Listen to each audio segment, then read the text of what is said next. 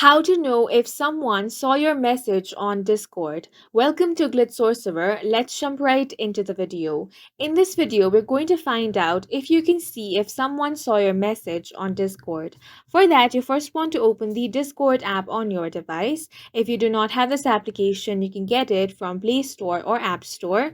Once you open it, make sure to log into your account. Now, on this channel, I'm going to send a message.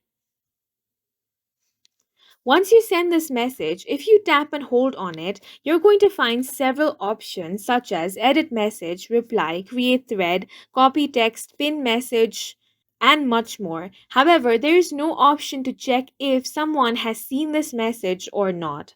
That is because Discord does not allow you to see who has seen your messages. Unlike other applications such as Viber, where you can very easily find out who has seen your message, you are not able to do that on Discord app itself. The only way to know if someone has seen your message is when they send you a reply. And that's it for this video. If you found this information helpful, please make sure to hit the like button and subscribe for more videos like this.